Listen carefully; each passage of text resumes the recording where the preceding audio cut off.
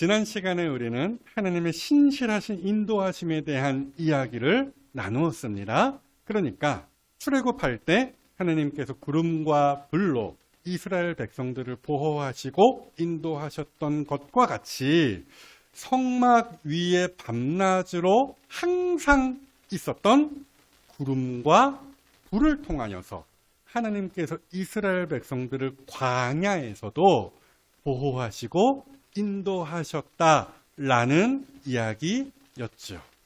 여러분, 마찬가지예요. 오늘도 변함없이 하나님께서는 우리를, 성도를 보호하시고 인도하시며 함께 하십니다. 그 말씀이 베드로전서 1장에 있다고 했습니다. 너희는 말세에 나타내기로 예비하신 구원을 얻기 위하여 믿음으로 말미암아 하나님의 능력으로 보호하심을 받았느니라. 아멘. 자, 그렇다면 여기에서 한 걸음 더 나아가서 하나님의 그 인도하심에 대한 보다 더 깊고 폭넓은 이야기를 오늘 한번 해볼까 하는 것인데요. 말인즉 이것입니다. 하나님께서 교회와 성도를 이끌어 가시는 방법은 우리의 생각보다 매우 다채롭다라는 거예요. 다채롭다라는 말이 무슨 뜻입니까? 다양하다라는 이야기죠. 자, 그래서요, 오늘 본문을 통하여 배우는 하나님의 인도하시는 방법의 그 다채로움, 첫째, 한번 따라해 보십시오. 초자연적이다. 그러니까 이런 거예요. 하나님은 인간의 그 상식과 세상의 자연 법칙을 초월한 방식으로 하나님의 백성을 선하게 이끌어 가신다라는 사실입니다. 지난 시간에 우리가 봤어요. 성막 위에 구름과 불이 항상 있었다라고 했죠.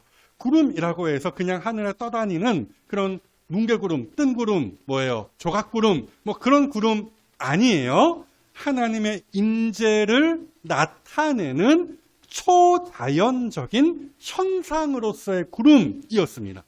불도 마찬가지예요. 진짜 불이었으면 말 그대로 그 불이 성막이고 뭐고 홀라당 다 태워버렸겠죠. 그래서 성경을 자세히 보시면은 불이라고 하지 않고 뭐라고 했어요? 불 모양이라고 했지 않습니까? 확인해 보실까요? 지난 주일 본문 9장 16절이었죠. 항상 그러하여 낮에는 구름이 그것을 성막을 덮었고 밤이면 불 모양이 있었다더라. 어찌되었든 하나님께서는 그렇게 구름과 불을 통하여서 이스라엘 백성들을 광야에서도 인도하셨다라는 거예요. 바로 그 이야기가 오늘 본문에서 실제적으로 이루어지는 것인데요. 이미 우리가 살펴보았어요. 1차 유월절이 1월 14일에 있었고 피치 못할 사정으로 인하여 1차 유월절 1월 14일에 참여하지 못했던 사람을 위하여 2차 유월절이 2월 14일에 있었다라는 것이었죠. 그리고서 이스라엘 백성들은 2월 20일에 드디어 약속의 땅 가나안을 향하여 걸음을 걷기를 시작하는 것인데요. 아니나 다를까 하나님께서 이스라엘 백성들을 이렇게 구름과 불로 초자연적인 방식으로 인도하셨다라는 거예요. 본문 11절 이하의 말씀이 그 말씀이죠. 둘째 해 둘째 달 20날에 구름이 증거의 성막에서 떠오르매 하나님께서 신호를 보내셨다는 것이죠. 이스라엘 자손이 신의 광야에서 출발하여 자기 길을 가더니 바란 광야에 구름이 머무니라.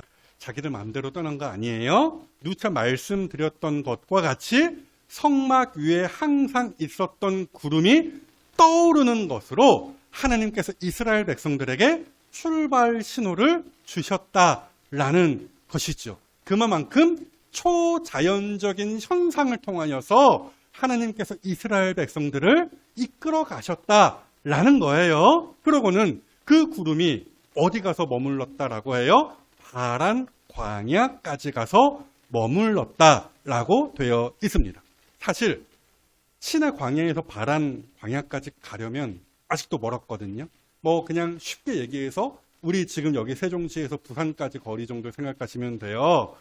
어찌되었든 찾아보시겠지만 이제 뭐 다베랴, 기브롯 핫다, 뭐 하세롯 뭐 이런 지역을 지나야 겨우 이제 파란 광야가 펼쳐지는 거예요. 그런데도 본문은 구름이 벌써 파란 광야까지 가 있는 것처럼 묘사해주고 있는 것이죠. 자, 저 말씀이 무슨 의미겠어요? 그만큼 하나님께서 이스라엘 백성들을 이 광야 가운데에서 신실하게 이끌어 가셨다라는 이야기를 해주고 있는 거예요. 말인즉 하나님께서 앞서 가시며 이스라엘이 갈 길을 미리 확인하시고 점검하셨다라는 말씀이죠. 신명기 1장에 있는 저 말씀을 보십시오. 하나님은 너희보다 먼저 그 길을 가시며 장막 칠 곳을 찾으시고 밤에는 뿔로 낮에는 구름으로 너희가 갈 길을 지시하셨다라고 되어 있잖아요. 자, 이처럼 하나님께서는 초자연적인 방법을 동원하심으로 이스라엘 백성들을 저 광야에서 이끄셨습니다. 물론 지금도 저러한 방식은 유효합니다.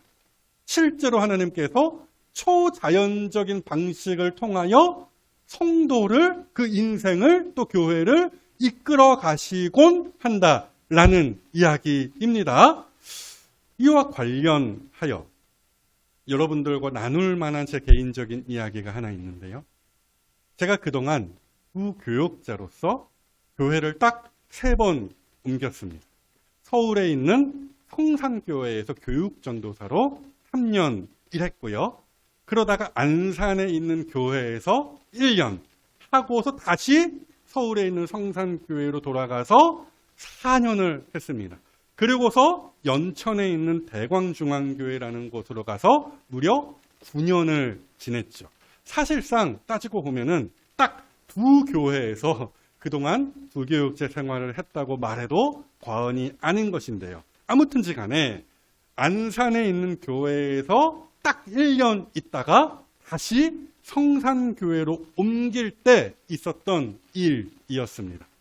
어느 날 밤 꿈에 당시 그 성산교회의 담임 목사님이셨던 이영수 목사님이 등장을 했습니다. 딱 한마디 꿈에서 하셨어요. 다시 올래? 그렇게 꿈에서 저한테 말을 걸어오셨어요.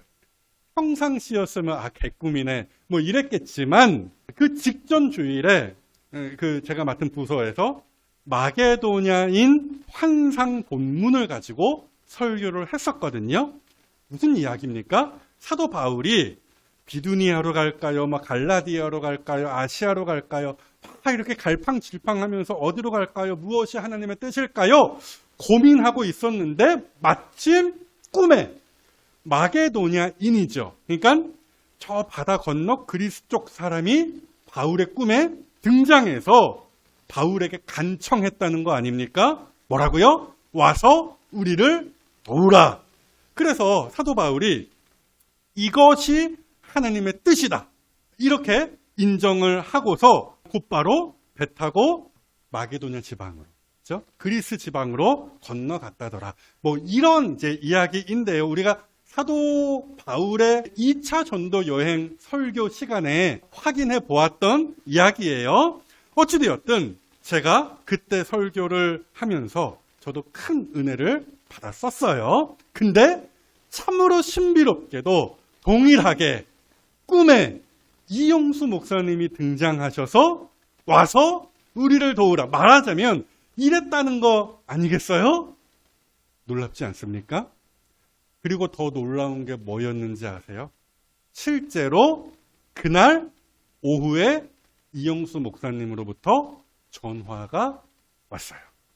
와서 뭐라고 하셨겠어요? 전화로. 와라! 다시 와라! 했습니다. 여러분, 이게 신비로운 하나님의 인도하심이 아니면 뭐겠습니까? 그죠? 그래서 저는 짐 싸들고 1년 만에 성산교회로 컴백했습니다. 성산교회에서 또 연천으로 이동할 때도 마찬가지였어요. 연천으로 가지 않고서는 100일 수 없도록 하나님께서 매우 신비롭게 인도하셨다라는 것인데요. 자세한 설명은 시간 관계상 생략하겠습니다. 아무튼지간 하나님께서는 경우에 따라서 이렇게 그의 백성을 초자연적인 방식으로 인도하신다라는 거예요. 말인즉 하나님은 지금도 살아계셔서 성도의 삶에 직접적으로 간섭하신다라는 것이죠. 믿으시죠? 뿐만이 아니에요. 제가 드리고 싶은 말씀은 사실은 이 다음에 좀 더 무게중심이 가 있는 것인데요. 하나님께서는 지극히 인간적이고 상식적인 방식으로 그의 백성을 인도하신다라는 이야기입니다. 자, 그래서요. 하나님께서 그의 백성을 인도하시는 방법의 다채로움. 둘째, 한 번 더 따라해 보십시오. 인간적이다. 다 읽진 않았습니다만은 하나님께서 모세에게 은나팔 2개를 만들라고 명령하셨습니다. 본문 2절 보시죠. 은나팔 2를 만들되 두들겨 만들어서 그것으로 회중을 소집하며 진영을 출발하게 할 것이라. 자, 보세요. 하나님께서 구름과 불로 신호를 주신다라고 했습니다. 그래서 구름이 성막 위로 떠오르면 이스라엘 백성들은 있던 곳에서 짐을 싸고 이동해야만 했던 것이에요. 그런데 말입니다. 하나님은 참으로 친절하시고 세심하십니다. 보십시오. 하나님께서는 단순하게 소리 소문 없이 구름만으로 신호를 주신 게 아니라는 거예요. 구름이 떠올 때 무슨 뿅 하고 소리가 나겠습니까? 그런 거 없겠죠. 그냥 구름이 싹 하고 올라가겠죠. 그래서 하나님의 그 신호를 귀로 들어서 알 수 있도록 하나님께서 조치하셨다. 방법을 강구하셨다라는 것이죠. 그래서 3절로부터 8절까지를 보시면 그 나팔을 가지고서 갖가지 신호를 보내는 법에 대한 말씀이 쭉 나와 있는 것인데요. 요는 이거예요. 하나님께서 제사장들이 직접 부는 그 나팔이라는 도구를 통하여서 하나님의 뜻을 보다 명확하게 그의 백성들에게 알리셨다라는 것이죠. 뿐만이 아니에요. 말하자면 인간 내비게이션이 여기에 등장을 합니다. 그러니까 광야에서 이스라엘 백성들을 실제적으로 안내하는 역할을 맡은 사람이 있었다라는 이야기인데요. 그 인간 내비게이션이 누구예요? 호밥이라는 사람입니다. 그에 대한 소개가 본문 29절에 있죠. 모세가 모세의 장인 미디안 사람 르우엘의 아들 호밥에게 이르되 어쩌고저쩌고 숄라숄라 이제 살펴볼 것인데요. 어찌되었든 보십시오. 호밥이 모세의 장인 르우엘이라고도 하는 이드로의 아들이라고 하거든요. 이건 모세에겐 뭐예요? 처남이죠. 처남. 아무튼 출애굽기 18장을 보시면은 모세의 장인이 성공적으로 출애굽한 이스라엘을 격려차 방문하는 이야기가 수록이 되어 있는데요. 아마 그때 호밥이 이드로를 따라서 이스라엘 백성들에게로 왔던 것 같아요. 그랬다가 한 1년 정도 이스라엘 백성들과 지내다가 이제 이스라엘 백성들이 시내산 생활을 정리하고 가나안을 향하여 출발한다고 하니 호밥은 나는 이제 고향으로 내 집으로 돌아가겠노라 이렇게 했던 것 같습니다. 그래서 떠나려는 호밥에게 모세가 오늘 본문 가운데에서 이렇게 청했던 것이죠. 축약하면 이렇게 돼요. 처남 같은 광야 전문가가 또 없지. 우리와 함께 갑시다. 하나님이 우리에게 주신 좋은 것을 처남에게도 넉넉하게 우리가 베풀어 주겠소. 본문 29절 말씀이 그 이야기예요.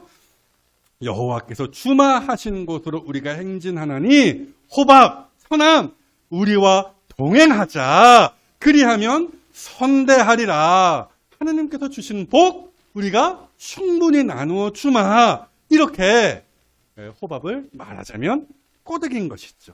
하지만 호밥은 모세의 청을 단칼에 거절했습니다. 30절 말씀을 보시죠. 호밥이 그에게 이르되 나는 가지 아니하고 내 고향 내 친족에게로 가리라. 이렇게 이야기했어요. 모르겠어요. 제가 보기에는 호밥의 성은 최씨인 것 같아요. 최호밥이었던 것 같아요. 최씨 고집. 그렇죠? 웃기지 않으셨어요? 자, 어찌되었든 끝까지 자기는 집으로 돌아가겠노라. 그렇게 고집을 부리고 있는 모습을 우리가 단면 보는 거예요. 뭐예요? 비싸게 구는 것입니까? 모르겠어요. 아무튼지 간에 이에 모세가 한 번 더 청하는데요. 31절 보시죠. 모세가 이르되 청하건대 우리를 떠나지 마소서. 날 떠나지 마. 뭐 이러면서 당신은 우리가 광야에서 어떻게 진칠지를 아나니. 광야 전문가라는 것이죠. 우리의 눈이 되리이다. 그래서 이 다음 어떻게 됐을까요? 참으로 아쉽고 궁금하게도 여기가 호밥에 관한 이야기의 끝입니다. 그러니까 호밥이 모세의 청을 받아들였는지 아니면 끝내 고집 부리며 거절했는지 본문에 나와 있지 않다라는 것이죠. 그럼에도 대부분의 학자들이 호밥이 모세의 청을 받아들여서 이스라엘 백성들과 동행하면서 말 그대로 인간 내비게이션의 역할을 감당했을 것이라 이렇게 이야기를 합니다. 누가 봐도 그 주장이 맞는 것 같아요. 이 말에 대한 근거가 사사기에 있는데요. 참 재밌게도 사사기로 넘어가 보면 가나안 땅에 정착했던 호밥의 후손들에 대한 이야기가 나와요. 확인해 보실까요? 사사기 1장 말씀이죠. 모세의 장인은 겐 사람이라 그의 자손이 유대 자손과 함께 종려나무 성읍에서 올라가서 아랏 남방의 유다 황무지에 이르러 그 백성 중에 거주하니라. 또 사사기 4장 말씀도 보십시오. 모세의 처남, 제가 처남이라고 의역을 했어요. 어찌되었든 모세의 처남 호밥의 자손 중에 겐 사람 헤벨이 어쩌고 저쩌고 이러쿵저러쿵 장막을 쳤더라라고 되어 있어요. 호밥의 이름이 호밥의 자손에 대한 이야기가 저렇게 사사기서에 딱 못이 박혀 있다라는 거예요. 어찌되었든 보십시오. 하나님께서는 신적인 방법으로 이스라엘 백성들을 이끄셨어요. 구름과 불로 말입니다. 이와 동시에 하나님께서는 인간적인 방법으로도 이스라엘 백성들을 선하게 이끄셨다라는 것이죠. 제사장들이 부는 나팔을 통해서 또 인간 내비게이션이라고 할 수 있는 호밥을 통해서 말입니다.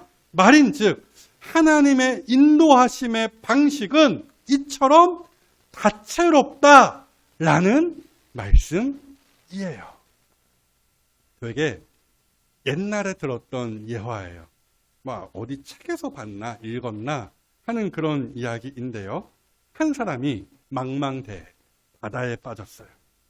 이 사람이 나무 판자 하나에 의지하여 둥둥 떠다니고 있었는데요. 그때 이 사람이 믿는 사람이었거든요. 그래서 하나님께 기도했습니다. 하나님, 저를 이 바다에서 건져 주옵소서, 구원하여 주옵소서. 때마침 배 한 척이 지나갔습니다. 선장이, 그 배를 몰던 선장이 물에 빠진 이 사람을 발견하고서 사다리를 내려주었죠. 이보시오, 이 줄을 잡고 올라오시오. 이에 물에 빠졌던 그 사람이 말했습니다. 그냥 가세요. 저는 하나님이 구해 주실 거예요. 그 후로 내가 몇 척이 지나갔어요. 그에게 그때마다 그 배들이, 선장들이, 선원들이 그에게 손을 내밀어 주었지만 그는 끝내 내민 손을 붙잡지 않았습니다. 오직 하나님이 나를 구해 주실 것이라는 믿음 같은 믿음이 있었기 때문이었죠. 그러다가 결국 그 사람은 참으로 슬프게도 물에 빠져 죽었습니다. 그리고서 하나님 앞에 이 사람이 나아갔죠. 그때 하나님 앞에서 이 사람이 물에 빠져 죽은 이 사람이요, 억울하다는 듯 하나님께 따졌습니다. 하나님, 왜 나를 물에서 건져주지 않으셨습니까? 그때 하나님께서 답하셨죠. 뭐라고 하셨을 것 같아요? 야, 내가 배를 몇 척이나 보내준 줄 아느냐? 여러분, 무슨 얘기입니까? 하나님은 반드시 초자연적인 방법만 쓰시는 게 아니라는 거죠. 그렇죠? 하나님께서 교회와 성도 한 사람의 인생을 인도하시는 방법은 말 그대로 별의 별 방법이 다 있다라는 것입니다. 오늘 본문이 그 사실을 여실히 보여주는 거예요. 그래서 보세요. 하나님이 모든 것을 주관하십니다. 성막 위에 떠오르는 구름으로 이스라엘 백성들이 가고 서는 것을 하나님이 결정하시고 그렇게 인도하셨다라는 거예요. 그럼에도 불구하고 하나님은 여지를 남겨두셨다라는 것이지요. 그러니까 구름이 떠오르면 하나님께서 그렇게 초자연적인 방식으로 인도하시는데 거기에 얹어지는 게 있어요. 함께 가는 게 있다라는 것입니다. 나팔로 신호를 전달하기도 했고요. 그 나팔 신호를 받은 호밥이 인간 내비게이션이 하나님이 지시하신 그곳까지 어떤 길을 거쳐서 갈지를 결정할 수 있었다라는 이야기입니다. 또 구름이 멈추어 서면 뭐예요? 바위 옆에 진을 칠지 아니면 널따란 평지에 진을 칠지 인간 편에서 결정할 수도 있었다라는 것이지요. 말인즉 하나님은 성도를 로봇처럼 여기서부터 여기까지 닦아 이것만 해 뭐 이런 식으로 조종하지 않으시고 성도의 결정과 선택을 존중하시는 방식으로 인도하셨다라는 이야기입니다. 그러하기에 하나님의 인도하심을 받는다라는 것은 하나님의 초자연적인 간섭하심 플러스 가령 목사의 설교 또 주변 사람의 조언과 판단 등등 하여튼 생각할 수 있는 범위까지 다 포함이 될 수 있는 것이라는 말씀이에요. 당장 모세의 경우가 또 그랬습니다. 역시나 출애굽기 18장에 있는 사건이었는데요. 모세의 장인인 이드로가 모세에게 아주 큰 도움을 주는 일이 거기에 기록이 되어 있어요. 광야에서 이스라엘 백성들을 다스리느라 모세 혼자서 낑낑대는 모습을 이 모세의 장인 이드로가 본 것이죠. 보고서 모세에게 뭐라고 조언을 했습니까? 이봐 사위, 혼자서 그렇게 낑낑대지 말고 장로들을 뽑아 장로들과 일을 분담해서 함께 하렴. 어쩌면 툭 던진 말 한마디였을지 몰라요. 하지만 그 말 한마디가 하나님의 뜻과 일치하는 한마디였다라는 것이었죠. 이런 예는요, 얼마든지 또 있습니다. 아람의 장군 나아만, 이름 들어보셨습니까? 나아만이라는 사람이 잠깐 거기에 나오는데요. 어찌되었든 그 나아만을 구원의 길로 이끌어준 사람이 누구냐? 이스라엘 소녀 한 사람이었어요. 나아만이 몹쓸병에 걸려서 고생하고 있을 때 나아만 집에서 종살이하던 이스라엘 소녀가, 나아만은 이방인이에요. 이스라엘 밖에 있었던 외국 장수였어요. 어찌되었든 이스라엘에서 이제 전쟁 포로로 잡혀온 그 이스라엘 소녀 하나가 물론 믿음의 말이었지만 툭 던진 한마디가 뭐였느냐? 이랬습니다. 열왕기하 5장에 있는 말씀인데요. 그의 여주인에게 이르되, 그 이스라엘 소녀가요, 이르되 우리 주인이 사마리아에 계신 선지자 앞에 계셨으면 좋겠나이다. 하느님의 사람 엘리사 이야기하는 거예요. 어찌되었든 그가 그 나병을 고치리이다 하는지라. 근데 이 말을 직접 하지도 않았는데 나아만이 전해 듣고서 이스라엘로 갔어요. 그죠? 거기에서 이스라엘로 가서 하나님의 놀라운 일을 경험하고 나아만이 병에서 완치된 거 아닙니까? 사랑하는 여러분, 이처럼 하나님께서는 사람의 말 한마디를 통해서도 우리의 삶을 인도하신다라는 것 때문에 지혜로운 성도는요, 항상 열린 마음을 가지고서 말씀을 읽고 또 사람을 대할 수 있어야 하는 것이죠. 이스라엘 백성이 불신자였던 호밥의 판단을 그 나아가는 길에 지팡이로 삼았던 것과 같이 오늘날의 교회는 타종교의 가르침이나 과학적인 이론 또 사회단체의 말을 일면 귀담아 들을 필요도 있다라는 거예요. 물론 다 듣는 거 아니에요. 걸릴 수 있어야 되는 것입니다. 아무튼 제가 이번에도 꿈 얘기인데요. 제가 버스를 타고 어딜 가려고 했어요. 꿈에요. 근데 제 아내가 저한테 뭐라고 하는 거예요. 잘 안 들렸어요. 뭐라고? 제가 되물었죠. 그랬더니 제 아내가 또 뭐라고 같은 말을 하는 거죠. 안 들려서 저도 답답했어요. 그래서 꿈에서 몇 번 제가 되묻고 제 아내는 같은 말을 몇 번 반복을 했습니다. 그런데 결국 저는 아내의 말을 제대로 알아듣지 못하고 버스를 탔습니다. 그리고 제가 버스를 타고 가면서 깨달았죠. 아내가 몇 번 버스를 타라고 저한테 말해 주었다는 사실을 그제서 깨달았습니다. 근데 저는 그 몇 번 버스를 타라는 말을 알아듣지 못하고 다른 버스를 탔던 것이죠. 꿈에서요. 그래서 막 되게 당황하면서 꿈에서 깼었는데요. 제가 그날 아침에 일어나서 다짐을 했습니다. 무슨 다짐을 했겠어요? 그쵸? 아내의 말을 잘 듣자. 그쵸? 아내가 호박과 같이 저의 인생을 인도하는 지팡이 역할, 내비게이션의 역할을 감당할 수 있다라는 메시지를 하나님께서 꿈을 통하여서 주셨는지 혹 모르는 거 아니겠어요? 그쵸? 말만 잘 들었어도 제가 버스를 제대로 탈 수 있었을 텐데. 사랑하는 여러분, 기억하십시오. 인도하심의 방법은 새로워요. 다양합니다.